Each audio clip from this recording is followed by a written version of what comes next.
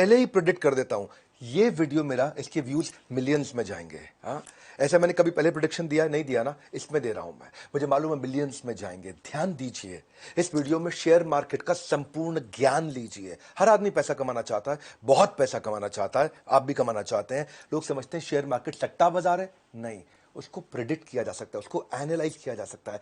उसके अंदर कुछ फिल्टर्स अगर आप सीख गए ना, तो शेयर मार्केट में 22, 25, 24, 28, 32, 35% रिटर्न लेना असंभव नहीं है। आप ले सकते हैं। पहले ये याद करा देता हूं आपको कि मैंने पीछे 5 वीडियो एक के बाद एक लो कॉस्ट मार्केटिंग आइडियाज पे दिए थे। जो मिस हो जाए वो जरूर देख लीजिए। पब्लिक स्पीकिंग पे मेरा एक बड़ा प्यारा वीडियो था, और business yoga with Bhagavad Gita. ये अगर मिस हो, अब बाई चांस में मिस हुए तो चेक कर लीजिएगा। आने वाले समय में एक यूट्यूबर बन के करोड़ों रुपए कैसे कमाया जा सकता है, इस पे एक वीडियो दूंगा। सिख कम्युनिटी पे दूंगा। अभी गुरु नानक देव जी की जयंती आने वाली है, और टेक्सटाइल इंडस्ट्री पे सोच रहा हूं दूंगा। वापस आते हैं, पूरा वीडियो देखिएगा, क्योंकि इसके व्यूज पहले बता रहा हूं मिलियंस में जाएंगे। ये है ऐसा वीडियो, इसमें वो सारे राज खोलने वाला हूं मैं शेयर मार्केट के। एक तो समझना आसान हो जाएगा।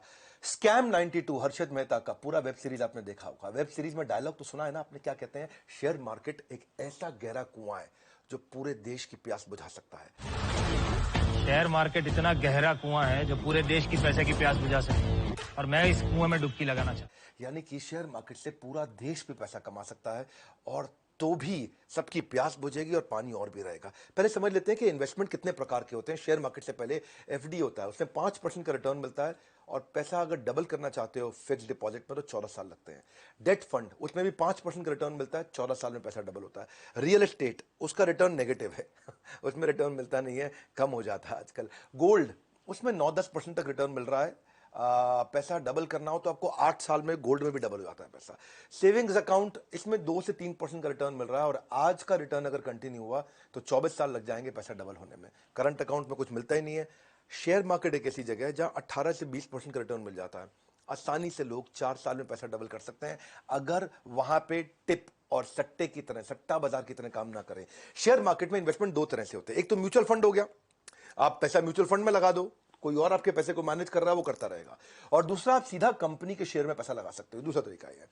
तो किस कंपनी के में पैसा लगाना है, कहां पे खरीदना है, शेयर मार्केट में कैसे पैसा इन्वेस्ट किया जाता है, क्यों लोग फेल होते हैं? भारत में केवल 3.25-3.5% लोग शेयर मार्केट में पैसा लगाते हैं। यूएस में 55% लोग लगाते हैं। तो हेडरूम ऑफ ग्रोथ अभी इंडिया में बहुत है शेयर मार्केट में एंट्री करने का। इंडिया में शेयर मार्केट में इन्वेस्ट नहीं करना या लॉस होने के बेसिकली कारण क्या है? एक तो रिस्क एपेटाइट नहीं है लोगों का, नॉलेज नहीं होती लोगों को, डेडिकेटेड कोर्सेज नहीं है इसके ऊपर, और बहुत सारे स्कैंडल और फ्रॉड हो चुके हैं, जैसे हर्षद मेहता और केतन पारेख, बहुत कुछ। लेकिन इसके अलावा भारत में कुछ लोग हैं जो बहुत पैसा कमाए। राकेश झुनझुनवाला, रामदेव अग्रवाल, विजय केडिया, राधाकृष्ण दमानी, इन सब लोगों ने करोड़ों रुपए, अरबों रुपया कमाया शेयर मार्केट से।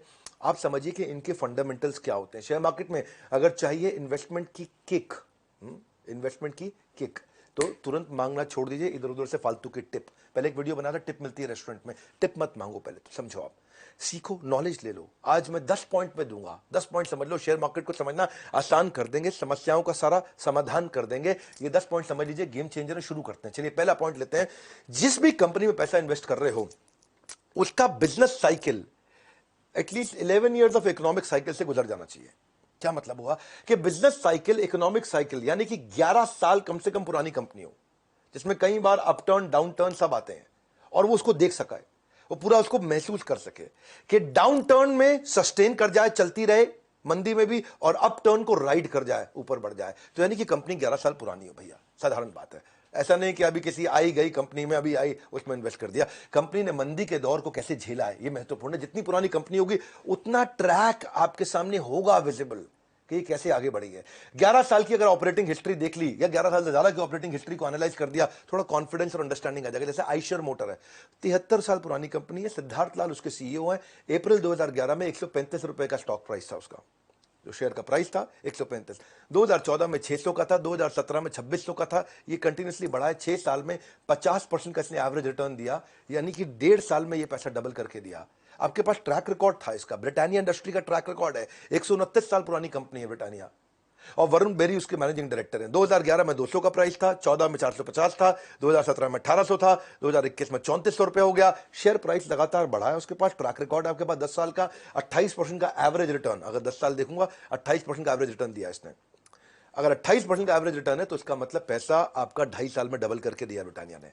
तो ट्रैक रिकॉर्ड है, ट्रैक रिकॉर्ड चेक करना आना चाहिए पहले। एचडीएफसी बैंक है, अभी अतानु चक्रवर्ती है, इससे पहले आदित्य पुरी थे, 1994 से चल रही 27 साल पुरानी कंपनी है और 250 से 2021 तक, 2011 से 2021 तक 1500 का शेयर इसका प्राइस हो गया है। आज भाव 1500 का, इसका 250 का ट्रैक रिकॉर्ड मिल रहा है कि 250 से 375 गया, फिर 780 गया, फिर 1500 गया।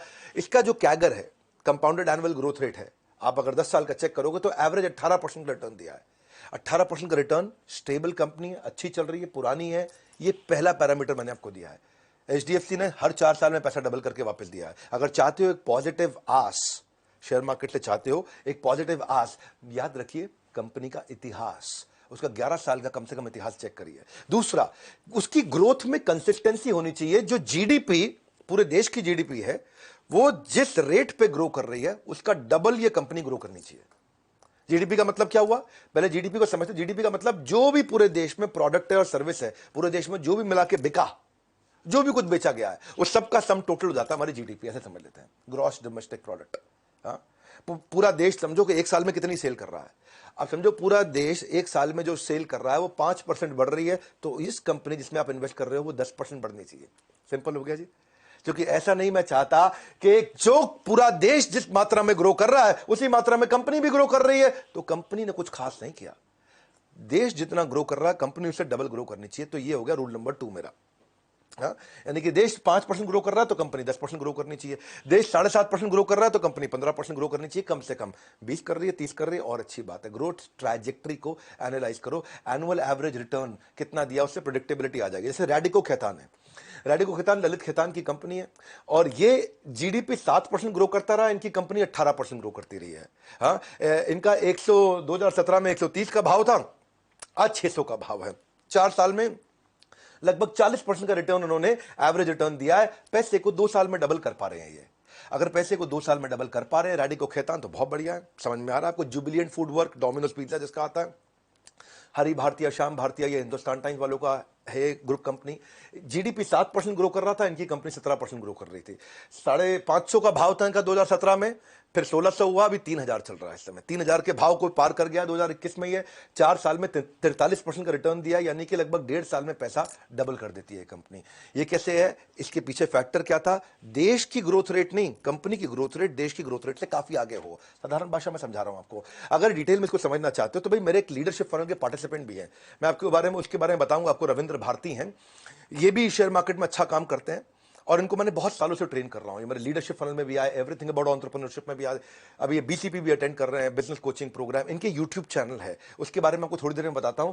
वहां पे आप डिटेल में अटेंड करिएगा, लेकिन आज आपको लंबा ऐसा वीडियो देने वाला हूं कि जब मैं दे रहा हूं तो उसमें क्रेडिबिलिटी है। विवेक बिंद्रा देंगे ना तो ऐसा कोई गड़बड़ नहीं, गैस नहीं। आइए शेयर मार्केट के लिए तीसरी स्ट्रैटेजी समझते हैं। Leadership is directly proportionate to longevity. Longevity का मतलब क्या है? लंबी टिकेगी कि नहीं, रुकेगी नहीं कि नहीं, ये लीडरशिप पे भी डिपेंड करता है कि कंपनी की लीडरशिप कौन है, मैनेजमेंट कौन है, उसको ड्राइव कौन कर रहा है। ऐसे नहीं कि मतलब सिर्फ बस आईएम का ठप्पा लगा है, सीईओ है तो चला जाएगा। ना ना ना, लीडरशिप को समझो कि क्वालिटी मैनेजमेंट होगी तो क्वालिटी प्रोडक्ट आएगा, कस्टमर सर्विस अच्छी होगी, ऑपरेशंस, डिस्ट्रीब्यूशन सब अच्छा होगा। हर्षद मेहता के स्कैम में आपने क्या देखा? एसीसी की सीमेंट में लीडरशिप वही थी, मार्केट में कुछ भी हलचल नहीं हुई, कुछ भी चेंज नहीं हुआ। 200 रुपए का भाव बढ़ाते बढ़ाते बढ़ाते 200 से 9000 पे ले गए और ना कंपनी में कोई ऐसी कोई खास ट्रेंड थी, ना फंडामेंटल चेंज हुआ था, ना लीडरशिप चेंज हुई थी, ना टॉप लाइन बढ़ी थी, ना बॉटम लाइन बढ़ा था। बस ऐसे ही बढ़ता चला गया। इसको बोलते हैं पंप एंड डंप, कि हर्षद मेहता पहले पंप करके ऊपर ले जाते और उस भाव पर जाकर के बेच के डंप कर देते, नीचे आ जाता। इसलिए बहुत लोग बर्बाद हुए थे, क्योंकि फंडामेंटल नहीं सीखे उन्होंने। लीडरशिप में आप क्या चेक कर सकते हो? आप थोड़ा उसके बारे में, आदमी के बारे में रिसर्च करो कि उसने कोई एंट्री बैरियर बनाया, उसका बैकग्राउंड चेक करो, उसके ऊपर कोई कोर्ट में केसेस तो नहीं चल रहे हैं, वो इन्वेस्टर के पैसों से कोई खिलवाड़ तो नहीं करता है, उसके ऊपर कोई रेगुलेटरी इशू तो नहीं है, सेबी का या आरबीआई का कोई झगड़ा तो नहीं चल रहा है। तीसरा, उसकी आप मैनेजमेंट की फोरकास्ट देखो कि वो क्या फोरकास्ट कर रहा है, कहां पहुंचेगा, उसके फ्यूचर प्लान्स क्या है। चौथा, आप देखो कि वो रेम्यूनरेशन सीनियर मैनेजमेंट को जो, अच्छा दूसरों के रेम्यूनरेशन के पहले उसकी खुद की चेक करो। वो सैलरी अलाउंस और जो परक्विजिट होते हैं वो उसके बहाने से खूब ज्यादा पैसा तो नहीं ले रहा है। ऐसा तो नहीं कि प्रॉफिट मिल नहीं रहा है शेयर होल्डर को और वो अपनी तनख्वाह के नाम पे और अपनी अलाउंस के नाम पे बहुत मोटा पैसा निकाल के लेके जा रहा है, हर साल बढ़ा रहा है, हर साल बढ़ा रहा है। तो उसका मतलब ये थोड़ा सा एक क्वेश्चन मार्क आ जाता है। या फिर जब भी कोई एनालिस्ट कॉल होती है, इस तरह जो लिस्टेड कंपनी है इनमें एनालिस्ट कॉल होती है, आपको जवाबदेही होती है, क्वार्टर ऑन क्वार्टर आपको अपनी रिपोर्ट्स पे जवाब देना पड़ता है एनालिस्ट कॉल में कि भाई क्यों हुआ इस कंपनी में। तो क्या प्रमोटर यानी कि मालिक यानी कि मैनेजमेंट इन एनालिस्ट कॉल पे अवेलेबल थी या नहीं थी? चेक करो। वो हर बार कंटिन्यूसली रेगुलरली जवाब देने को तैयार है, तो इससे पता चलता है कि सिंसियर भी है, सीरियस भी है, हर क्वेरी को आंसर करेंगे। छठा चीज देखो, कहीं मैनेजमेंट जो है, जो ओनर है कंपनी का, ऐसा बहुत होता है, सुनते हैं ना आप, माल्या का घोटाला, इसका घोटाला, उसका घोटाला, सबके नाम नहीं लूंगा, पर इनमें रिलेटेड पार्टी ट्रांजैक्शन होती है। रिलेटेड पार्टी ट्रांजैक्शन का मतलब क्या है?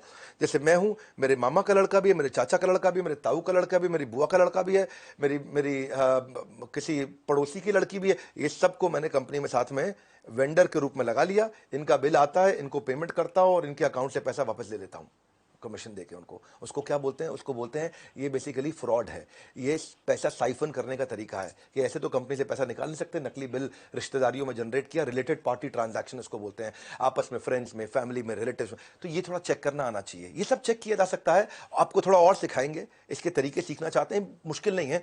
आज डिटेल में देने का मेरा मन है, क्योंकि मैं आपको गैस देता नहीं, एक बात रिपीट करता नहीं, बढ़िया दूंगा। मैनिपुलेशन इन अकाउंट चेक करो कि अकाउंट से मैनिपुलेशन तो नहीं हो रहा। इनका ऑडिटर कौन है? बिग फोर है क्या? अर्नस्ट एंड यंग है, केपीएमजी है, पीडब्ल्यूसी है, कौन है? अच्छा इनके पास है क्या ऑडिटर इस समय? और इनकी लीडरशिप में अट्रिशन कितना है? क्या लोग बार बार छोड़ के भाग जाते हैं टॉप लीडरशिप में, या लीडरशिप कंपनी में बहुत जुड़ाव महसूस करती है, अपनापन महसूस करती है लीडरशिप कंपनी के अंदर? वो बड़ा इंपॉर्टेंट है।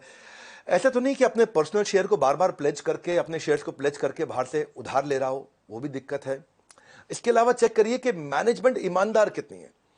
अगर मैनेजमेंट में इंटेग्रिटी नहीं है, टॉप लीडरशिप में इंटेग्रिटी यानी कि ईमानदारी की कमी है, यानी कि वो बार बार चोरी चक्कारी और शॉर्टकट और ये सब चीजें अपनाते हैं, तो आपके प्रोडक्ट में कितना भी मार्जिन क्यों ना हो, शेयर होल्डर की जिंदगी बर्बाद। क्योंकि जिस व्यक्ति, जब मैनेजमेंट ही ईमानदार नहीं है, तो कितना भी मार्जिन क्यों ना हो कंपनी में, कोई भी मार्जिन आपको बचा नहीं सकता है। बेईमान आदमी के सामने पर पूरी दुनिया का पैसा भी कम पड़ जाता है। तो मैनेजमेंट बहुत कॉम्पिटेंट होनी चाहिए और पैशन होना चाहिए। तो ये मैंने कुछ चीजें बताई। जैसे आप चेक करते हैं डी मार्ट के जो राधा कृष्ण दमानी है, कितना उनको हमेशा कितना इंटेग्रिटी उनकी हाई मानी जाती है, और 700 रुपए का भाव पर 2017 में था, आज 3300 रुपए पे चल रहा है कि नहीं? यानी कि 40% का रिटर्न दे रहा है। जहां कहा एफडी 4%, 5%, सही कंपनी में पैसा लगाना आ जाए आपको, तो 4% की जगह आपका रिटर्न 40% हो जाता है। हर 2 साल में डीमार्ट ने अपने सारे इन्वेस्टर्स के पैसे को डबल करके दिया। डीमार्ट में मैं पूरी केस स्टडी बना चुका हूं यूट्यूब पे, आपको प्रार्थना भी करूंगा जाके उस केस स्टडी को देखिए, क्योंकि वो काफी बुद्धिमान व्यक्ति हैं। राधा कृष्ण दमानी हमेशा देश के टॉप 5 सबसे अमीर, टॉप 10 अमीर लोगों में इनका नाम है, लेकिन फिर भी लोग उनके बारे में जानते नहीं हैं। उनके बारे में जानना चाहते हैं, वीडियो देख लीजिएगा मेरा। इसके अलावा रिलायंस इंडस्ट्री, मुकेश अंबानी बुद्धिमान व्यक्ति हैं, और उनका 460 रुपए का स्टॉक प्राइस जो था, कॉम्पिटेंट लीडरशिप है, तो आज 2100 रुपए का हो गया। 4 साल में 40% के आसपास का उन्होंने ग्रोथ दिया। हर साल पैसा डबल कर देते हैं। 38.5% का ग्रोथ दिया रिलायंस ने अपने सारे शेयर होल्डर को। जितने लोगों ने रिलायंस में पैसा इन्वेस्ट किया, सबके सब काफी अमीर हो गए हैं, सबने बहुत पैसा बचा लिया, कमा लिया है। तो उसका कारण यही है कि अगर लीडरशिप बहुत बुद्धिमान हो, तो लीडरशिप कमा के आपको ले जाएगी। जैसे बजाज फाइनेंस, राहुल बजाज, उनकी कंपनी देखो, 2017 में 1350 पे थी, आज 2021 में 5500 रुपए के भाव पर ट्रेड कर रही है। 4 साल में इसने भी 35% से ज्यादा का रिटर्न दिया। इसका मतलब हर 2 साल में पैसा डबल कर देता है बजाज फाइनेंस। अगर लंबे समय तक चाहते हो शेयर मार्केट में प्रॉफिटेबिलिटी, याद रखिए एक बात, लीडरशिप इज लॉन्जेविटी। प्रॉफिटेबिलिटी कब आएगी? जब लॉन्जेविटी होगी। Leadership is longevity. आपकी लीडरशिप कितनी अच्छी है, जो ओनर है वो कितना बुद्धिमान है और ईमानदारी के साथ, बुद्धिमत्ता के साथ बढ़ाता है। चौथी स्ट्रैटेजी 10 बताऊंगा, बने रहना, सब सीख जाओगे। अगर नए आदमी हो ना शेयर मार्केट में, सब सीखने वाले हो आप। Zero date. कंपनी में कर्जा कितना है चेक करो। ये कंपनी में अगर कर्जा जा रहा है तो बहुत दिक्कत है, क्योंकि अगर लोन नहीं है, इंटरेस्ट नहीं है, तो प्रॉफिट पे काफी बचता है पैसा आपका। क्योंकि जिन कंपनियों पे कर्जा बहुत ज्यादा है ना, तो बहुत पैसा वो ब्याज चुकाने में चला जाता है, और प्रॉफिट बेचारे इन्वेस्टर्स को मिल नहीं पाता है। तो देश में ऐसी कई कंपनियां हैं जो कर्ज के कारण बैंकरप्ट हुई हैं, बहुत सारी। भूषण स्टील, 44,000 करोड़ का कर्ज था उसके ऊपर, खत्म हो गया ना भूषण स्टील। लैंको इंफ्रा, ये एक सांसद भी थे हमारे देश में, कौन सी पार्टी के मैं बताऊंगा नहीं, तो 44,000 करोड़ रुपए का लोन था इनके ऊपर। एसआर स्टील, जो शशि रुइया, रवि रुइया, एक समय में भारत के 10 सबसे अमीर लोगों में इनका नाम था, 37,000 करोड़ का कर्जा। आलोक इंडस्ट्री, एमटेक ऑटो, मोनेट इस्पात, जेपी इंफ्रा, ये सब लोगों का 10-10, 15-15, 20-20 हजार करोड़ रुपए का कर्जा, और कंपनी खत्म हो गई है। क्यों? क्योंकि देखो, डेट फ्री कंपनी है ना, उसका पोर्टफोलियो बहुत स्ट्रांग उसको माना जाता है, जिसके ऊपर कर्जा नहीं है। लेकिन जिसके ऊपर कर्जा है, जो खुद कर्जे में डूबा है, तो दूसरे को प्रॉफिट कहां से कमा के देगा? मनी कंट्रोल की वेबसाइट पर जाइए, सर्च बार में डालिएगा मनी कंट्रोल। आप सब जानते हैं मनी कंट्रोल तो वो शेयर मार्केट में इन्वेस्ट करने वालों का मक्का मदीना माना जाता है। तो आप वहां जाइए, वहां जाकर के चेक करिए कि अपने स्टॉक से डिटेल सारी चीज़ों को जरूर चेक करिए। वहाँ पे जो फाइनेंशियल एक ऑप्शन आएगा, फाइनेंशियल ऑप्शन पे क्लिक कर लीजिएगा। उसके बाद वहाँ बैलेंस शीट का ऑप्शन आएगा, वहाँ जाकर के आप डेट चेक कर सकते हो कि डेट है कि नहीं है। यहाँ पे आप non current liability, current liability और लॉन्ग टर्म बोरोइंग जाकर के शॉर्ट टर्म बोरोइंग चेक कर सकते हो। लॉन्ग टर्म बोरोइंग और शॉर्ट टर्म बोरोइंग वही होता है टोटल डेट। अगर कर्जा है तो हमेशा दिक्कत रहेगी। टाटा कंसल्टेंसी सर्विस ऐसी कंपनी है जिसपे 1 रुपए का भी कर्जा नहीं है। ऐसे वैसे बहुत सारी हैं, जैसे डीविस लेबोरेटरी, ये डीविस बहुत अच्छा चली थी। 2017 में 650 रुपए का भाव था, आज 41 रुपए के भाव पे चल रहा है 2021 में। 1 रुपए का कर्जा नहीं है, डेट टू इक्विटी रेशियो 0 है। इसको बोलते हैं डेट टू इक्विटी रेशियो, ये चेक कर लो। 4 साल में ये डीविस लेबोरेटरी ने लगभग 47% का रिटर्न दिया है। इसने 47% का एवरेज रिटर्न दिया, सालाना रिटर्न। आप समझ लो कि पैसे 1.5 साल में पैसे डबल कर देता है डीविस। तो क्यों किया, उसका एक कारण क्या बताया आपको, इसके ऊपर कोई कर्जा नहीं है। कर्जा ना होने का बड़ा बेनिफिट मिलता है, क्योंकि जो खर्चा होता है ना, एनी एक्सपेंस जो कि बिजनेस को रन करने की जो कॉस्ट होती है उसको रिड्यूस कर सकते हैं, पर कर्जे को, खर्चे को रिड्यूस कर सकते हैं। कर्जे को रिड्यूस नहीं करते हैं, कर्जे को पे करते हैं, रिड्यूस नहीं करते हैं। खर्चे को रिड्यूस करते हैं। हो सकता है अगर मेरा आज खर्चा है कि भाई मेरी इतने सारे प्लांट चल रही हैं, इतनी फैक्ट्रियां चल रही हैं, इतनी मैन पावर है, इतना सामान मैं इंपोर्ट कर रहा हूं, प्रोड्यूस कर रहा हूं, मैं खर्चे को घटा सकता हूं, कर्जे को नहीं घटा सकता हूं। कर्जा पे करना पड़ता है, आदमी फंस जाता है। तो इसलिए टाटा कंसल्टेंसी सर्विस जो मैंने आपको बताया, डेट टू इक्विटी रेशियो, यानी कि इक्विटी तो है, शेयर होल्डर्स का पैसा है, लेकिन कर्जदार नहीं है कंपनी। 1100 के भाव पे थी या 3300 के भाव पे है। टीसीएस आप जानते हैं उसका मार्केट कैप कितना बड़ा है, 27% का रिटर्न दिया उसने। हर 2.5 साल में पैसा डबल करके अपने सारे इन्वेस्टर्स को दिया। वर्लपूल ने भी हर 4 साल में पैसा डबल करके दिया है। 1 रुपए का कर्जा नहीं है वर्लपूल पे। 1200 के भाव पे था 2017 में, और आज देख रहा हूं 2021 में 2300 के भाव पे चल रहा है। 4 साल 4.5 साल में पैसा डबल किया। शेयर मार्केट में पैसा लगाते वक्त यह नियम जरूर बनाएं कि कर्ज में डूबी कंपनी पर भूल के पैसा ना लगाएं। अगर डिटेल्स में इसके बारे में समझना चाहते हो तो मैं बताता हूं आपको। रविंद्र भारती ये मेरे पार्टिसिपेंट है, मैं इनके यूट्यूब चैनल के बारे में बता रहा हूं आज आपको। मैं नहीं कह रहा हूं किसी का कोर्स खरीदो, कुछ भी करो। आप कह सकते हैं कि आप रविंद्र भारती को प्रमोट कर रहे हैं, हाँ कर रहा हूं, बिल्कुल कर रहा हूं, और खुल के कर रहा हूं। रविंद्र भारती को प्रमोट में इसलिए कर रहा हूं क्योंकि वो फ्री में आपको बहुत अच्छा नॉलेज मिल रहा है। मेरे को भी तो आपको कुछ चैनल्स बताने पड़ेंगे ना जहां पे ऑथेंटिक आपको नॉलेज मिल जाएगा। मैं सारा दिन तो शेयर मार्केट के वीडियोस बना नहीं सकता, मैं एंटरप्रेन्योरशिप पे तरह तरह के वीडियोस बनाऊंगा। तो आप भारतीय शेयर मार्केट का हिंदी पे और मराठी में चैनल है, आप जाके देख सकते हैं। और इनका प्रमोशन इसलिए भी कर रहा हूं क्योंकि मेरे पार्टिसिपेंट है, हमने इनको ट्रेन करके बिल्ड किया है। पिछले 4-5 साल से हमसे मेंटरिंग ले रहे हैं और ये बड़े अच्छे एसेट लाइट मॉडल पे ये बिल्ड कर पाए हैं। सो इसीलिए चलो 5वीं स्ट्रैटेजी पे आते हैं। पहले प्रमोटर जिस कंपनी में पैसा लगा रहे हैं उसके मालिक का 51% खुद का शेयर होल्डिंग होना चाहिए। Promoter should have higher stake in the company, at least 51% होना चाहिए, यानी कि उसके पास में पावर्स और राइट्स होने चाहिए जो कंपनी का मालिक है। ऐसा ना हो कि कंपनी के मालिक ने अपनी सारे शेयर बाजार में बांट दिए, अब उसका कंपनी में कोई हक ही नहीं रह गया। तो जिसने विजन बनाया था, जो ओनर था, जो जान लगा रहा था, अब उसकी जान लगाने का मोटिवेशन ही खत्म हो गया ना मेरे भाई। वो क्यों जान लगाएगा, है कि नहीं? आदमी तभी जान लगाता है ना जब उसका क्या है, ओनरशिप है। ओनरशिप, ओनर ही जान लगाता है कि नहीं? सर्वेंट नहीं उतनी जान लगाता जितनी ओनर जान लगाता है।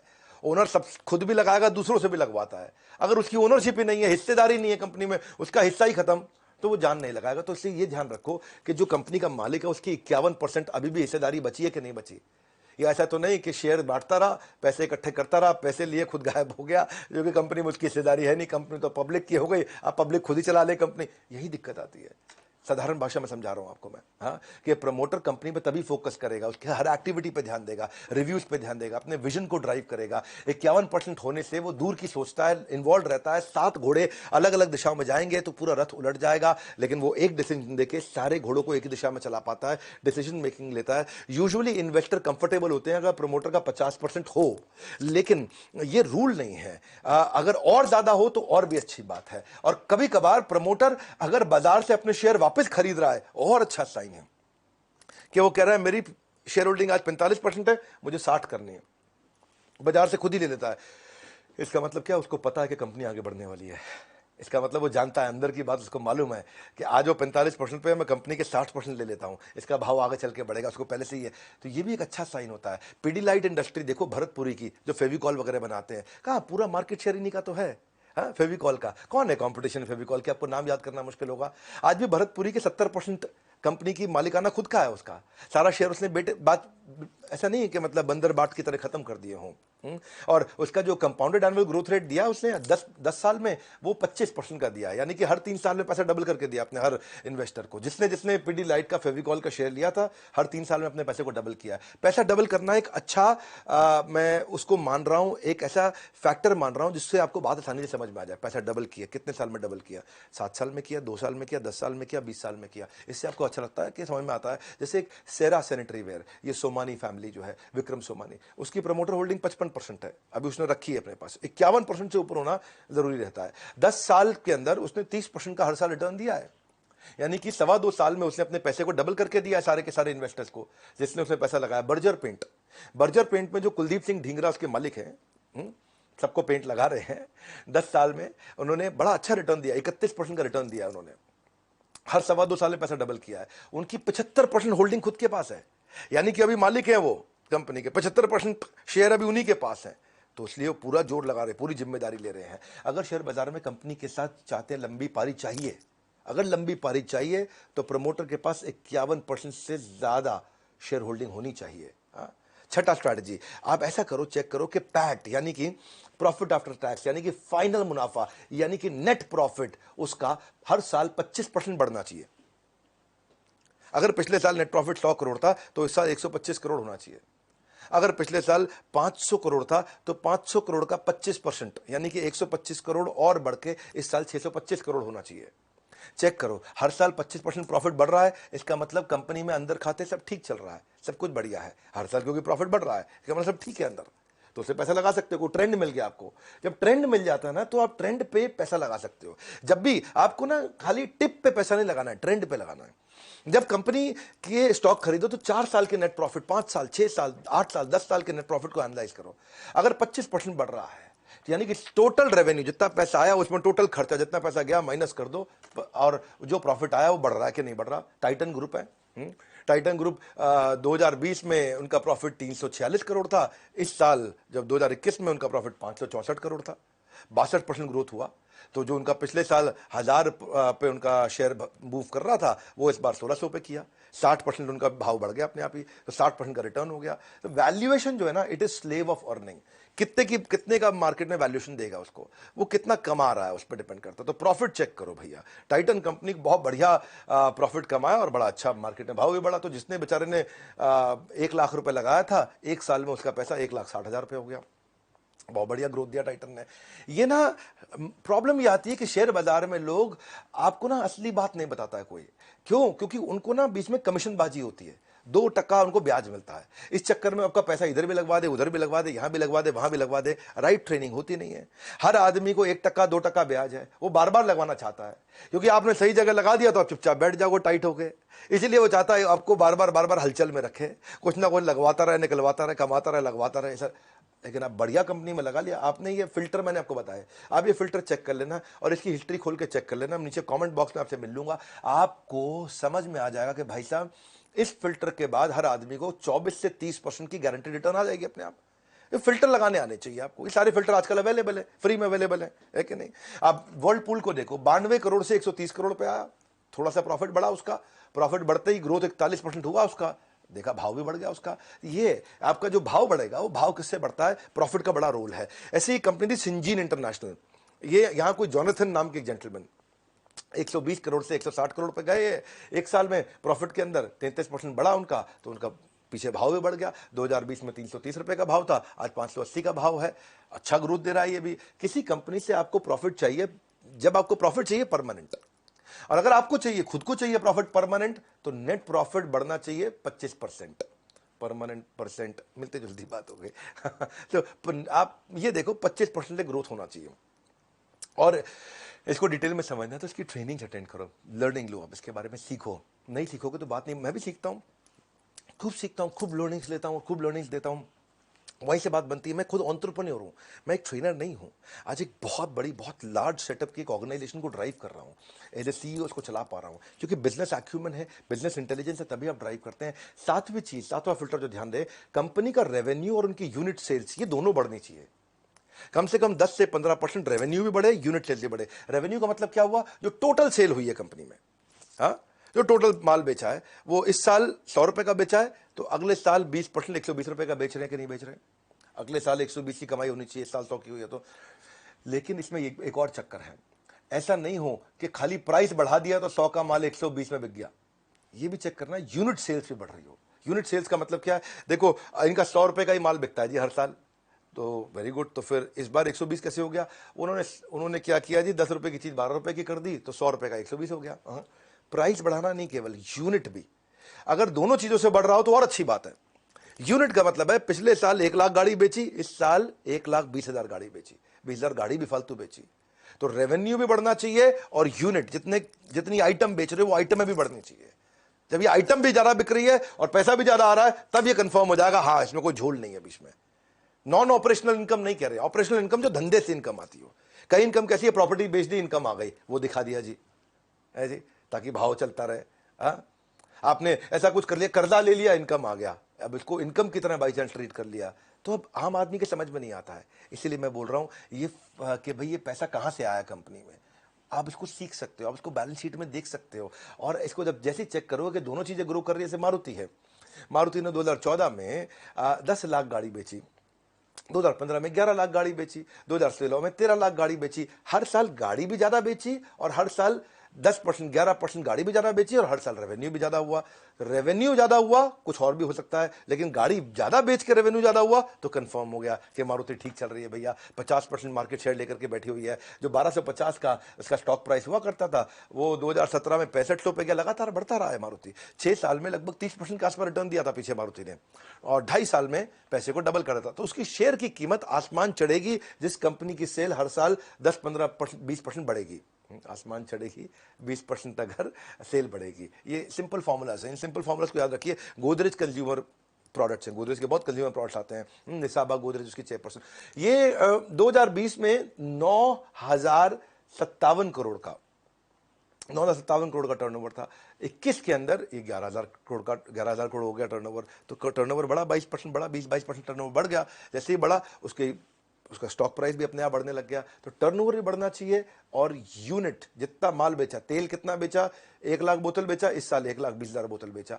ये दोनों चीजें कंफर्म होते ही आपको आसान हो जाएगा। सफल इन्वेस्टमेंट उस कंपनी में होगा जिस कंपनी में वॉल्यूम ग्रोथ और सेल्स रेवेन्यू दोनों का 20% तक होगा। ये दोनों को बढ़ना चाहिए, दोनों। और अगर डिटेल्स इसके बारे में समझना चाहते तो और लर्न करिए, इसको सीखिए। हमने भी शेयर मार्केट के कोर्सेज बनाए हैं, और अगर फ्री में अटेंड करना है तो भारतीय शेयर मार्केट के मैंने आपको चैनल बताए थे, ये चैनल मैं आपको दे दूंगा डिस्क्रिप्शन वगैरह में, आप इसको जाके सब्सक्राइब करके थोड़ा सीख लो। और 8वीं strategy, net operating cash flow. Net operating cash flow का मतलब है आपकी कंपनी में हर साल जो कैश आता है, ऐसा नहीं माल बेच रहे हो उधार पे बेचते जा रहे हो, कैश आ नहीं रहा।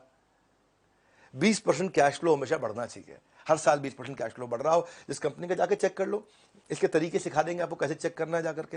ये ऐसा नहीं है कि आपको कंपनी में फोन करके पूछना, कंपनी झूठ बोल देगी। ये चीजें पब्लिकली अवेलेबल है, लिस्टेड कंपनी का डेटा अवेलेबल होता है। नेट ऑपरेटिंग कैश फ्लो का मतलब क्या है कि जो बिजनेस से कैश आता है, इसको बोलते हैं ऑपरेशंस का कैश। कंपनी में कैश 3 तरह से आता है। माल बेचा तो कंपनी में कैश आया। दूसरा क्या है? इन्वेस्टमेंट से कैश आता है। आपने अपनी एसेट बेच दिए, म्यूचुअल फंड बेच दिए तो भी कैश आ गया। आपने अपनी गाड़ी बेच दी, अपनी बिल्डिंग बेच दी, मकान बेच दी तो भी कैश आ गया। तीसरा है लोन ले लिया तो कैश आ गया। 3 प्रकार से आता है। हम कौन से कैश की बात कर रहे हैं? हम बिजनेस से कैश की बात कर रहे हैं, लोन के कैश की बात नहीं कर रहे हैं, अपने घर बार को बेच के कैश लाना उसकी बात नहीं कर रहे हैं। जो जेन्युइन कैश है वो बिजनेस से आता है। अगर बार बार लोन लेना पड़ रहा है, कर्जा लेना पड़ रहा है, इसका मतलब तो कोई लफड़ा है भैया, इसका मतलब कोई दिक्कत भी हो सकती है कंपनी में, तो उसको चेक करना चाहिए। इसे मैं बता दूं 10 स्ट्रैटेजी दे रहा हूं, ये 8वीं चल रही है। बहुत ज्यादा ऐसा बोरो ना करना पड़े, जरूरी है। डॉक्टर रेड्डी लैब, ये कलाम सतीश रेड्डी की कंपनी है, डॉक्टर रेड्डी लैब।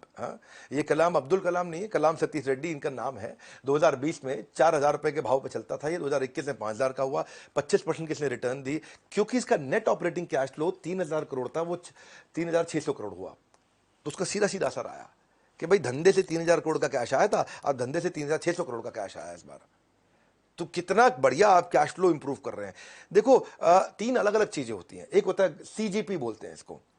C का मतलब है कैश, G का मतलब है ग्रोथ, मतलब सेल कितनी हो रही है, और P का मतलब है प्रॉफिट, मतलब फाइनल बचता कितना है जेब में। यह हो सकता है कि आप सेल कराओ लेकिन उधार में कराओ, कैश नहीं आया। यह हो सकता है कि आपका कैश तो आ रहा है पर सेल नहीं बढ़ रही, तो ग्रोथ नहीं हो रही। यह हो सकता है आपके पास कैश भी आ गया, सेल भी बढ़ रही है, लेकिन मुनाफा नहीं हो रहा है क्योंकि आपको सही दाम नहीं मिल रहा है बाजार से। तो कैश, ग्रोथ, प्रॉफिट, ये तीनों होने चाहिए आपके पास में, है कि नहीं? जब ये तीनों रहते हैं तो आप समझ सकते हैं कि भाई आप ठीक रहेंगे। ये मैंने आपको बड़ी इंपॉर्टेंट चीजें सारे में बताई। सीजीपी, ये सीजीपी ट्रिनिटी है, ये ट्रायंगल है, ये मैं सालों साल से सिखा रहा हूं। और यही चीज भारती ने चेक करी जाकर के, और जब इसने भाई ने चेक करी तो क्या हुआ, आज आप देख रहे हैं कि ये हजारों लाखों लोग इससे भाई से सीखने आते हैं, कई लोगों को सिखा भी चुके हैं ये। हाँ, एशियन पेंट्स है, आप एशियन पेंट्स को जाकर चेक करो, चोक्सी इनकी कंपनी के चेयरमैन है। 1800 के भाव पे चल रहा था ये 2020 में, इस साल 2600 पार कर गया था। 1800 से 2600, 44% का रिटर्न हो गया, क्योंकि पहले 3000 करोड़ का इनका ऑपरेटिंग कैश फ्लो था, इस साल 3700 करोड़ का ऑपरेटिंग कैश फ्लो हो गया। Operating cash flow, operating cash flow का मतलब है एक साल में कितना कैश गया, एक साल में कितना कैश आया। तो यानी कि 3700 करोड़ का कैश आया इनके पास एक साल में। तो ये जो पैसा होता है ये धंधे में इस्तेमाल कर सकते हैं। नौवीं चीज, नौवां फिल्टर है रिटर्न ऑन कैपिटल एम्प्लॉयड। ये भी आपको वेबसाइट से मिल जाएगा, आप रिटर्न ऑन कैपिटल एम्प्लॉयड को चेक करो, 20% से ज्यादा होनी चाहिए। ये सुनने में मुश्किल लग रहा होगा आपको, रिटर्न ऑन इन्वेस्टमेंट तो सुना था, return on capital employed easy कर देता हूं। मेरे चैनल पे आयो, आप कुछ मुश्किल नहीं छोड़ूंगा। रिटर्न ऑन कैपिटल एम्प्लॉयड का मतलब है कैपिटल। कैपिटल क्या होता है? टोटल कैपिटल, ये कर्जे से लिया हुआ पैसा और जो मेरे शेयर होल्डर है उनसे लिया हुआ पैसा, इन सबको जब जोड़ लेते हैं उसको बोलते हैं कैपिटल। और इस कैपिटल को लगा के एक साल धंधा किया, समझो 100 रुपए की मेरी कैपिटल हो गई, 50 रुपए मैंने कर्जे से लिया, 50 रुपया हम सब कंपनी के ओनर्स का है, तो हमने मिला के 100 रुपए से धंधा किया। 100 रुपए से धंधा करके अब मैंने इस पे 20 रुपए का प्रॉफिट कर लिया, इसको बोल दिया कि 20% रिटर्न ऑन कैपिटल एम्प्लॉयड। ये 20 रुपए से ज्यादा होना चाहिए हर साल। मेन मुद्दा ये है कि कर्जे का पैसा हो या शेयर होल्डर का पैसा हो, दोनों के पैसे को जोड़ लो। दोनों के पैसे को जोड़ के अगर वो 1 लाख रुपए है हमारे पास, तो 1 लाख पे 20,000 रुपया ऊपर से फाइनल मुनाफा साल के एंड में होना जरूरी है। अगर इतना भी नहीं हो रहा है तो इसका मतलब क्या हुआ, ये कर्जे के पैसा और इन्वेस्टर के पैसे के साथ खिलवाड़ कर रहा है, उसका सही इस्तेमाल नहीं कर पा रहा। तो रिटर्न ऑन कैपिटल एम्प्लॉयड इसका कम आ रहा है। रिटर्न ऑन कैपिटल एम्प्लॉयड का मतलब है प्रॉफिट को डिवाइड कर दो इक्विटी से और लॉन्ग टर्म डेट से, इन दोनों से मिलकर जब डिवाइड करोगे, मैंने साधारण भाषा में समझाया है, फॉर्मूला में अभी मत घुसिए, जब धीरे धीरे और सीखते जाएंगे चीजें समझ में आएंगी। अभी स्टेप बाय स्टेप समझाना चाहता हूं। नेस्ले कंपनी देखो, अब सुरेश नारायण इसके चेयरमैन है कंपनी के इंडिया में, 139% रिटर्न ऑन कैपिटल एम्प्लॉयड दिया इसने। यानी कि इनके पास 100 रुपया था, एक साल सबका मिला के सबका जोड़ के उससे 139 रुपया कमा लिया उन्होंने। बहुत अच्छा किया, 20% होना चाहिए था, 139 कर लिया। इसी कारण अगर आप देखोगे 6600 के भाव पे ये ट्रेड कर रहा था बाजार में, आज 18,000 का भाव हो गया इसका। 4 साल में इसने बहुत बड़ी ग्रोथ दी है, 2.5 साल में पैसा डबल करके दिया अपने सारे के सारे जितने इसके इन्वेस्टर्स थे। टीसीएस बहुत बढ़िया काम करता है, एक तो कोई कर्जा नहीं लेता, और जो भी रिटर्न ऑन कैपिटल, जितना भी कैपिटल इसके पास है उस पे 50% के आसपास रिटर्न दे रहा है। इसीलिए 1100 के भाव से 3300 के भाव पे आ गया है, बड़ा अच्छा ग्रोथ दिया है सबको।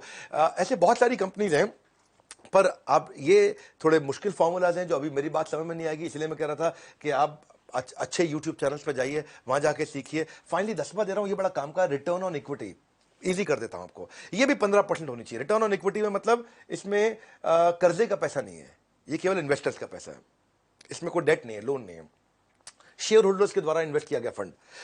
और जो शेयर होल्डर, जैसे कोई शेयर होल्डर होता है, कोई 2% शेयर ले लेता है आपकी कंपनी का, कोई 1% शेयर ले लेता है, आपको पैसा दे देता है, या स्टॉक मार्केट में, बॉम्बे स्टॉक एक्सचेंज में आप शेयर खरीद लेते हो, शेयर होल्डर हो गए।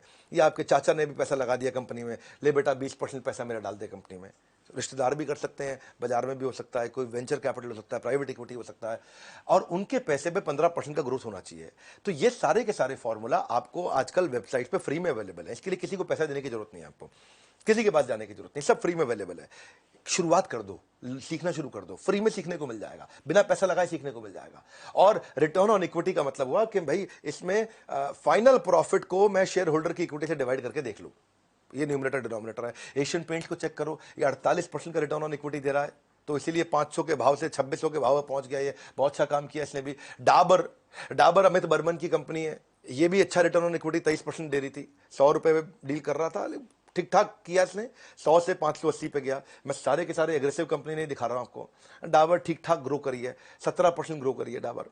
ऐसा नहीं कि हर एक दिखा दूं आपको 30% 40%, डाबर का ग्रोथ 17% हुआ है पिछले 2011 से समझो आप 2021 तक।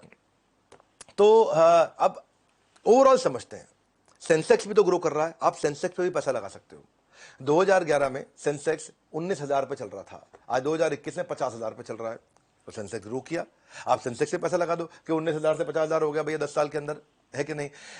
10 साल में सेंसेक्स 10% का ग्रोथ दिया। कितना ग्रोथ दिया? हर साल 10% का ग्रोथ दिया सेंसेक्स ने। तो सेंसेक्स से पैसा लगा दोगे तो आप भी 10% ग्रो कर जाओगे। लेकिन अगर अच्छे इंडिविजुअल कंपनी पे लगाना सीख गए तो आपको 10% नहीं, आपको एवरेज रिटर्न 22, 24, 26% तक मिल सकती है आराम से। तो ये फर्क है। सेंसेक्स पे लगाना भी सेफ है, कोई समस्या नहीं है, लेकिन अगर सही स्टॉक चूज करके लगाया तो आपको बाजार में जो रिटर्न 4, 6, 8, 10, 12% होते हैं वो अपने आप 24, 26, 28% तक मिल जाते हैं। पर प्रॉब्लम क्या है, लोग चाहते हैं कि शेयर मार्केट में आज पैसा लगाया है और कल डबल होके मिल जाए, परसों डबल होके मिल जाए। वो लालच है और वो खतरनाक हो जाता है, वहां से बात बनती नहीं है। और ये सब बातों में भी आपका ब्रोकर आपको सही बात नहीं सिखाता है। आपका म्यूचुअल फंड एडवाइजर, आपका इंडिपेंडेंट फाइनेंशियल एडवाइजर, आपका वेल्थ मैनेजर, उसके कारण बड़ा सिंपल है, क्योंकि उनको ना 2% कमीशन मिलती है इसमें। आपसे 100 रुपए लगवाते हैं तो 2 रुपए उनका हो जाता है, उसमें 1 रुपया उनका हो जाता है। कहीं 50 पैसे, कहीं 1 रुपया, कहीं 2 रुपया, अलग अलग चीजों में अलग अलग है। तो इसीलिए वो ये चीजें छुपी रहती हैं। ये फंडामेंटल्स नहीं मिलते हैं आपको। जो मैंने 10 फंडामेंटल दिए हैं, अगले कई सालों तक काम आएगा। ये आपको एक्सपर्ट आदमी को भी काम आएंगे और नए आदमी को भी काम आएंगे जो फंडामेंटल दिए हैं। मतलब ये मैंने आपको ना बिल्कुल लास्ट का मक्खन निचोड़ करके दिया है आपको मैंने। मैं भी अगर शेयर मार्केट की इन्वेस्टमेंट के बारे में सीखता हूं, पढ़ता हूं, मेरे विचार में सब चीजें फ्री में यूट्यूब पे भी अवेलेबल है, पर आपको पता होना चाहिए किससे सीखना है। वैसे मैं जिस रविंदर की बात मैंने करी है, ये महाराष्ट्र के पुणे के पास एक गांव से बहुत गरीब इंसान हुआ करते थे। मतलब गरीब कहने में आर्थिक रूप से गरीब मानिए, गरीब तो नहीं थे, आर्थिक रूप से गरीब मान लीजिए। 17 साल का एक्सपीरियंस हो गया उनको। 11वीं क्लास से इन्होंने शेयर मार्केट पे काम शुरू किया था। कर्ज में डूबे हुए एक किसान के बेटे थे ये, और ट्रेडिंग की दुनिया में आज अपना नाम कमा रहे हैं। आज ये मेरे साथ में सालों से, कई सालों से मुझसे ट्रेनिंग लेते आ रहे हैं। भारतीय शेयर मार्केट इंस्टीट्यूट भी इन्होंने बनाया। और दिनेश ठक्कर जो चेयरमैन है एंजल ब्रोकिंग के, उन्होंने इनको number 1 stock market training institute का अवार्ड भी दिया है। वैसे जी मीडिया से भी इनको कुछ अवार्ड मिले हैं। लगभग 1.25 लाख स्टूडेंट्स को ये पढ़ा चुके हैं। तो अपना जीवन स्टॉक मार्केट में इन्होंने खपाया, तभी करोड़ों का बिजनेस ये खड़ा कर पाया। सो आप इनके दोनों चैनल देख सकते हो। आप मराठी भाषी हो या हिंदी भाषी, स्टॉक मार्केट की नॉलेज मिल जाएगी अच्छी खासी। तो ये आप कर सकते हैं। और लेकिन अगर आप स्टॉक मार्केट में बिजनेस नहीं करना चाहते, इन्वेस्ट नहीं करना चाहते, आप अपने बिजनेस को ग्रो करना चाहते हैं, जो भी आप कर रहे हैं, तो उसको करने के लिए हमने इस समय ना बहुत सारे प्रॉब्लम सॉल्विंग कोर्सेज को हमने यूनिट्स में कन्वर्ट कर दिया है। आपको यूनिट समझाता हूं बिजनेस कोचिंग प्रोग्राम के साथ। ये दुनिया का सबसे अफोर्डेबल प्रोग्राम है। 10 रुपए घंटे से कम के अंदर हम लोग सबको पर्सनल कोच दे रहे हैं, हैंड होल्डिंग सपोर्ट दे रहे हैं, बंडल्ड वैल्यू पैक दे रहे हैं, फाउंडेशनल कोर्स दे रहे हैं, स्पेशलाइज कोर्स दे रहे हैं। हर एक को सेम चीज नहीं, फाउंडेशनल अलग है, स्पेशलाइजेशन अलग है। अगर आप स्टूडेंट है तो आपको 21st सेंचुरी स्किल क्या चाहिए, एंटरप्रेन्योर है 21st सेंचुरी स्किल क्या चाहिए। एक में 16 कोर्स है, एक में 14 कोर्सेज हैं। Low cost digital marketing ideas क्या हो सकते हैं बिजनेस ग्रोथ के, उसमें 12 कोर्स बनाए हमने। बिजनेस अपने सेल्स को कैसे बढ़ाया जाए उसके ऊपर हमने लगभग 8 कोर्सेज बनाए। बिजनेस को स्केल कैसे करते हैं उस पर हमने 10 कोर्सेज बनाए हैं। रिटेल बिजनेस के लिए हमने 8 कोर्सेज बनाए। ऑपरेशनल एक्सेलेंस मैन्युफैक्चरिंग के लिए 8 कोर्सेज बनाए हैं। फंड रेज करना है, फाइनेंस सीखना है, उसके ऊपर 5 कोर्स बनाए। बिजनेस ऑटोमेट करने पे 6 कोर्स बनाए हैं। अपनी सेल्स को डबल करने में, प्रोडक्टिविटी बढ़ाने में, मनी मैनेजमेंट के ऊपर, डिजिटल मार्केटिंग पे, एचआर पे, एम्प्लॉय पे, एचआर अगर आप सीखना चाहते हो तो उस पर भी 5-6 कोर्सेज बनाए हुए हैं। ये नंबर को ना स्क्रीनशॉट ले लो आप इसका, 1 मिनट रोक करके वीडियो को पॉज करो, इसका स्क्रीन, इस पे फोन करके पता करो कि मैं 8 रुपए घंटे पे, 5 रुपए घंटे पे पर्सनल कोच ले सकता हूं जो मेरे बिजनेस को ग्रो करने में मेरी मदद करेगा। शेयर मार्केट का ये अब तक का सबसे वैल्यूएबल वीडियो था। इस वीडियो को सबको शेयर कर दो जिनको शेयर मार्केट को सीखना है, समझना है। इसमें मैंने लगभग संपूर्ण ज्ञान दे दिया है। इसके बाद हर चीज इसी के अंदर कवर हो जाती है अगर आप इस वीडियो को ध्यान से देखें। कमेंट बॉक्स में आपको देखने, आपकी राय जानने आ रहा हूं मैं। वीडियो को जरूर शेयर करिएगा। सबसे वैल्यूएबल वीडियो था आज तक का शेयर मार्केट पे। हमारे साथ जुड़े रहने के लिए वर्ल्ड के नंबर 1 एंटरप्रेन्योर यूट्यूब चैनल को आके सब्सक्राइब करने और करवाने के लिए आप सबका हृदय की गहराई से प्रेम पूर्वक बहुत बहुत धन्यवाद।